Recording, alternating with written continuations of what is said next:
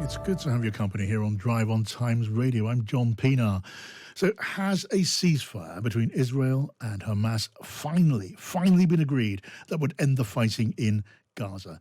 The reports that a deal has been reached are now coming in from multiple sources and authoritative ones. Reuters, the news agency, AP. There are reports that United States sources in Washington are confirming this piece of news. But over time, as you will know, we have seen reports of this kind come and we've seen them go. It is never over until it is over. We are, though, hearing that a press conference is imminent from Qatar, where the Prime Minister of Qatar, it is said, Mohammed bin Abdul Rahman Al Thani, will be giving us clearly important news. Now, no one knows more about the way, expectations rise and fall in this than Richard Spencer of The Times, and he's here again live with us now. Welcome to you, Richard. Good evening. Thanks for rejoining us. What is your understanding of where we are now, Richard? Yeah, I mean, the key thing is this Qatari press conference. I mentioned when I spoke to you 3/4 of an hour ago that we were expecting a press conference that would announce this deal formally, but we hadn't been given a time for it. We still haven't been given a time for it, but we are, as you say, told that the Qataris have been with the parties, in particular with Hamas, and sort of hammering out these last technical hurdles. As I mentioned before, this issue of the buffer zone and all these phrases you'll hear about in the coming days, the Philadelphia corridor, the Netzarim corridor, the buffer zone, technical details around where Israel withdraws its troops to and where it still controls during this rather extended process, several stages of the ceasefire. We're told it does seem to be that these have been hammered out and there is an announcement imminent. But as you say, not counting our chickens, but those are now coming from so many different sources that it does seem to be imminent. And Richard, as you made crystal clear to us earlier on, within the last hour, at this final stage, and let us hope that we are now talking about the final stage before the announcement of a ceasefire to end the fighting in Gaza, there's infinite scope for this or that, well, for want of a better word, technical detail to impede progress, even final progress. But when you see talk of a news conference, as you say, when you see the Israeli leader Benjamin Netanyahu assuring the family of the hostages from Israel that a deal is on the way, then the assumption can only be one way. When it comes to the hostages, especially, whatever Benjamin Netanyahu may say to an American president, even Donald Trump, he will not wish to mislead those families. Yeah, for sure. And it's interesting that, we talk about the hostage deal and the ceasefire deal. As I sort of tried to sort of point out earlier, there is a kind of difference between a hostage deal and a ceasefire deal. Yeah. And the difficulty of this whole process has been to bring them under the same roof, if you like, treat them as the same. The compromise is that we definitely have a hostage deal, and that is accompanied by a ceasefire, and that appears to be now clearly agreed. There will be an exchange of Israeli hostages for Palestinian prisoners over the next few weeks, during which time the fighting will stop. So the hostage deal has been done. That there will be some kind of ceasefire while that happens. The longer term issue of a longer term ceasefire is theoretically done, but whether that is whether we have peace in our time, to coin a phrase, is another matter. Indeed. But that hostage deal has been done, and that was, of course, was what President Trump was concerned about when he put his oar in and said, he was going to let all hell loose if the hostages weren't returned. And as you say that, Richard, this is now in from the Reuters news agency. It is quoting Donald Trump, the president-elect, who will become president of the United States on Monday with his inauguration. Trump is saying, we have a deal for the hostages in the Middle East. They will be released shortly. So the clear intelligence passed to Donald Trump is to that unambiguous effect. And we do have some understanding at this stage. We wait for the details eagerly from the Qatari leader, but we do have some understanding of what the release of hostages might involve. And I think from what we are told, Richard, from what you are hearing, there would very quickly be a release of a handful or something like 30 hostages with the conclusion of a deal. Yeah, so the big question about the hostages is we don't know how many are still alive. I mean, when you get to the details of this deal, it's pretty. Some of the details are pretty gruesome, Yes. and obviously very sad. I mean, just basically sad. For example, there's this family which has two little boys, a baby boy, no longer babies in one case. Uh, and people have always assumed that they were killed at some point during this process, possibly right at the beginning. But Israel is saying that a token, they want that family to be amongst the first people released, but we Yes. don't know if they're alive or not. Terribly sad, these things. But yeah, the details are, 7 hostages released in the first instance and in the first week, and then 33 living hostages, who will include all the women, everyone over 50, and everyone over 50. So basically, all the hostages that are not men of fighting age, I suppose, is one way of putting it. So those 33 who we believe are alive will be released in the first 42 days. And then the other living hostages in the 42 days after that, the second phase, and then the bodies in the third of the bodies of the dead hostages in the third phase. So that's the hostage deal. That's what President Trump is talking about, and there will be hundreds, if not thousands, of Palestinian prisoners released at the same time. Right, Richard Spencer of the Times. Oh, you must be extraordinarily busy covering this breaking news story. If you're able to stay with us or rejoin us, we will be infinitely grateful to you for that. We can only imagine what it must be like. Hardly possible to imagine what it must be like to be one of the hostages still held by Hamas, and for that matter, to be one of the family members, the loved ones of those who are being held. And with that thought, I can introduce Adam Marnitz, whose cousin, Sahi Idan, is expected to be released. He's one of those hostages. He's here in the studio with me. Adam, welcome to you. Thank you. Adam, I can barely imagine what it must be like to be in your shoes now, watching this news story develop. What looks like imminent news of a ceasefire deal, which your every hope is that your cousin will be among the first to be set free. That is the hope, John. But it's one of the problems is that we don't even know if Tahi's alive. Right? We've not been given the proof of life that he is, and everything's going down to the wire. And we've still had no confirmation. He's never been visited by the Red Cross or a diplomat or a doctor from the UN or anything. Last time we had any proof of life from him was in a Hamas psychological warfare type of video that they put together earlier in January 2024. That was the last time we had any kind of evidence. How did he feature in that video? He was looking gaunt and pale and thin and bleary-eyed, but alive. And he was forced to say things and being coerced by the terrorists to say whatever he needed to say.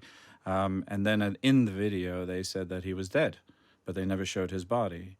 And we've been always working on the assumption, we've had no intelligence to suggest that he is dead. Hamas have never been shy about showing the bodies of people who are dead. And so we're really holding on to hope that he is alive. But it's like this situation right now where I'm literally looking at the news every second to see if there's any, and checking my family WhatsApp group to see if there's been any phone call or any news about Tahi's welfare. Adam, I'm so sorry to hear what you're going through, and we can only, like you, hope for the best possible news. It must be so difficult. Could you tell us then? Just tell us a little bit about Tahi, your cousin, and the way that he was taken. Yeah. Because of course every one of those hostages have a story. They do. There's 98 hostages at the moment, and everyone is a horrible story of one kind or another. Tahi was taken from his home after the terrorists invaded Nahal Oz community in the south of Israel.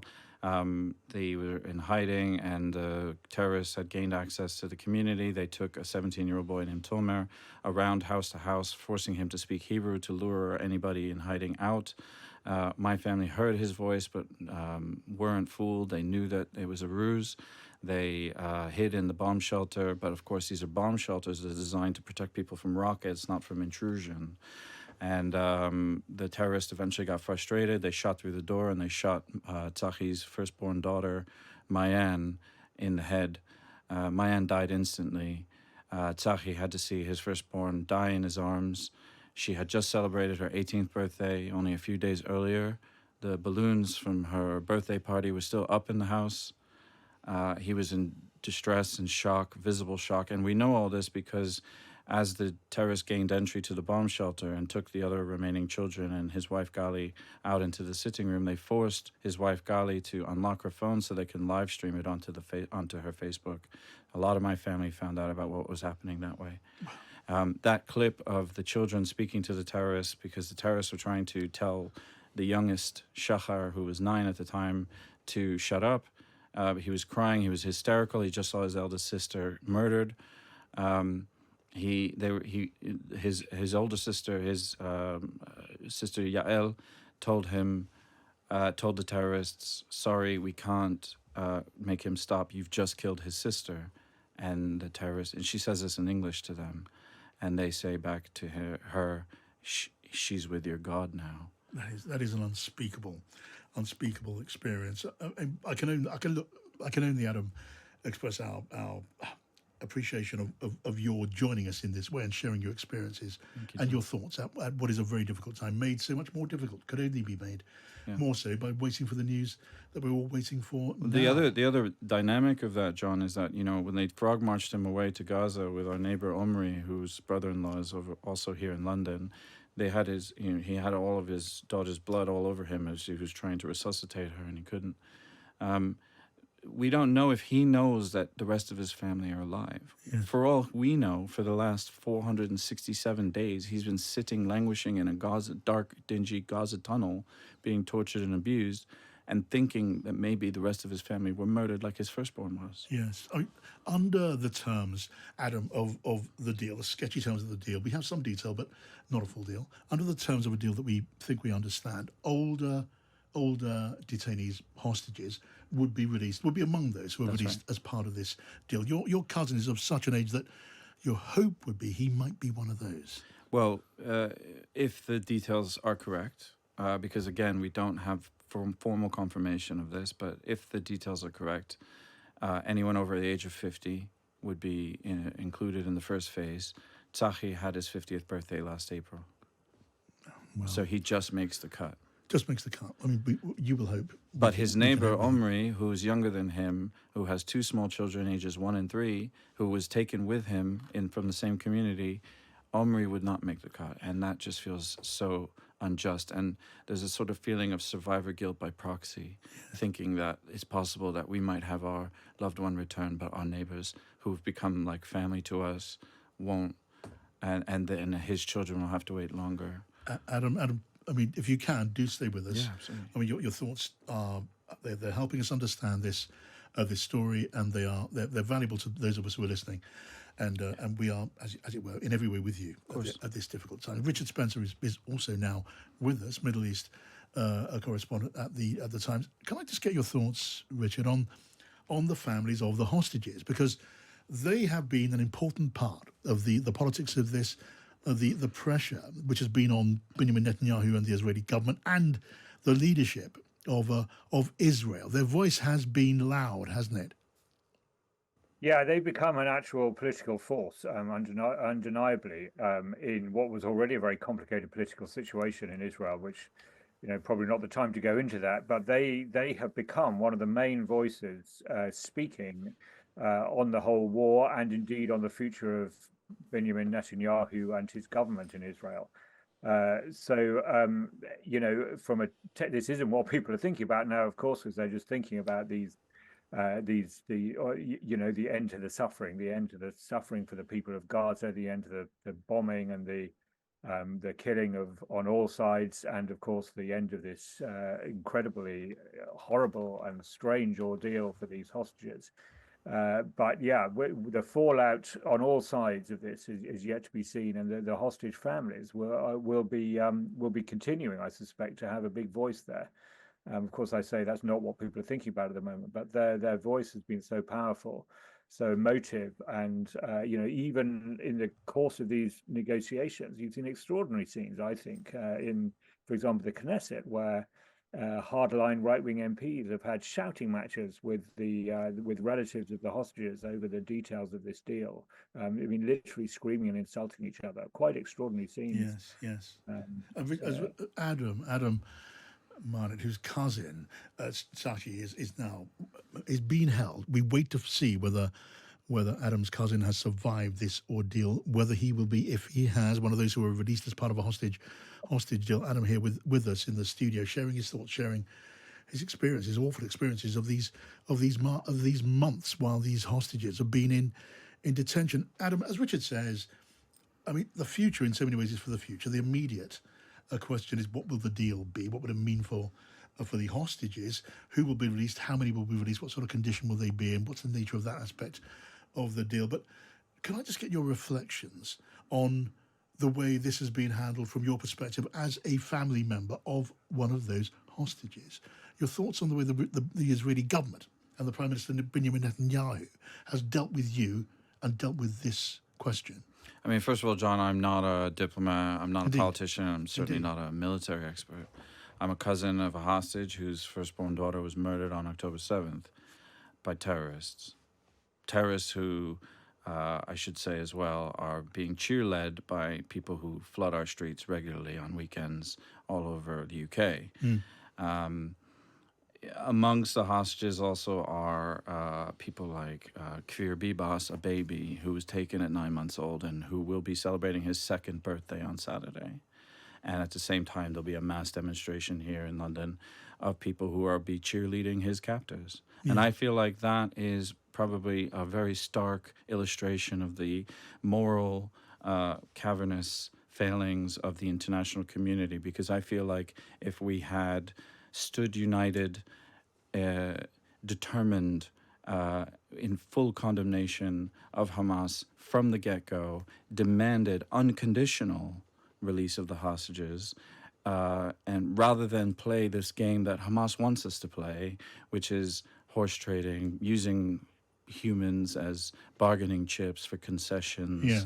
this talk of a deal. The reason why it's taken 467 days is because the international community allowed that to happen. Has that not We've all failed. Yeah. I've failed. My government's failed. The United Kingdom has failed. You know, there's a British citizen held there, Emily Damari. There's 9 of the 98 hostages held in Gaza have British relatives and who have been making demands on our government here in the UK to do more, to take leadership roles, and they have shied away from it. They've allowed Qatar, the country that is hosting the Hamas leadership, that have bankrolled them for years, Yeah. to play this game of peacemaker and neutral Yeah. mediator. But They are not. On that thought, if I may, Adam, you say that more could have been done by way of pressure on Hamas to release hostages without conditions. That has been the demand from the beginning, has it not, from Israel and from the world? To Only release from the Israel. hostages without conditions. If think about it this way, if all these demonstrations that have been asking for demanding ceasefires, all these resolutions from various member states of the UN demanding ceasefires happen, the ceasefire, the easiest and swiftest way to achieve a ceasefire is to return all the hostages. If Hamas surrenders and returns the hostages, suddenly all manner of things, all manner of opportunities for repair, for But of course, restoration, Hamas for have been playing a political game throughout. That was the purpose. It's always of taking been the plan. hostages. Let me ask you this, from your particular perspective. I mean, you've been sharing your feelings in relation to your cousin. Will be shared by many others of the loved ones whose people have been taken. The war has raged in the most appalling way. There's no question that Hamas have been murdering terrorists. Right. It is also true that tens of thousands of Palestinians have died in the fighting that's taken place. In your view, Adam, can that level of loss of life, the horrible loss of life that we've seen, could that be justified to those who, and what about those who feel the Israeli military action may have been excessive and disproportionate? What do you say to them? I mean, you're asking me, who has a family member held hostage Indeed. by So your those view murderous is terrorists, valuable and for who's that also reason. lost people on October 7th. So it's very difficult for me to say that anything justifies anything. I certainly, in my family and most of the communities that were impacted by October 7th were actually the Israeli peace movement. The biggest casualty of October 7th was the possibilities for peace and a future for the Middle East. It was, Vivian Silver, an icon of the Israeli peace movement, who was murdered. It was the family that organized an annual kite festival for peace alongside the Gaza border, sending messages of peace to the Palestinians on the other side. Their entire family were wiped out on October 7th. Hamas abhors the peace movement. They destroyed the peace movement in Israel, and they've destroyed the opportunities for peace, because this is the largest single massacre of Jews since the Holocaust. Yeah. You don't just get over that. No. Now, of course, all of the people that are impacted, most of those communities, all of them are appalled by the loss of civilian lives, regardless, be they Jew or Arab, Muslim or Christian, and so on. And so my family would be appalled at the idea that civilians are losing their lives, that children are losing their lives in Gaza. Again, we have to go back to this. If the world stood united in absolute condemnation of Hamas and not played into their little political games, their theater sponsored by the Iranian regime and facilitated by Qatar, who we have been sending arms to, who own 10% of real estate in the United Kingdom, who own the Shard right next to us. I think if the United Kingdom had put more pressure on Qatar to use that relationship that we have with Qatar, to leverage their relationship to force Hamas to release the hostages, none of this would have had to happen.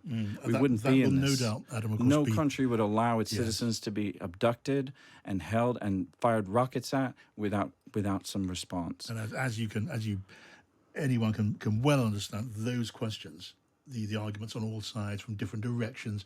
They will be part of the discussion. The diplomatic, political, military, globally. Political questions that will be flowing. One of the hostages there is Oded Lifshitz. His daughter lives in London. Oded Lifshitz and his wife have been giants of the peace movement. They speak fluent Arabic. They ferry Palestinians to hospitals in Gaza, from Gaza to Israel. They dedicate their lives.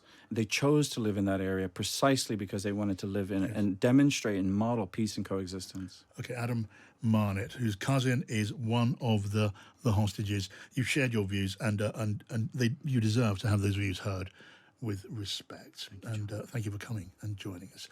More coming up. We watch for news of the news conference in Qatar, where the Prime Minister of Qatar is due at some point, quite possibly imminently, to give us news, a statement, an announcement anticipated to be the news of a ceasefire in Gaza. Stay with us. You will miss, I promise, nothing.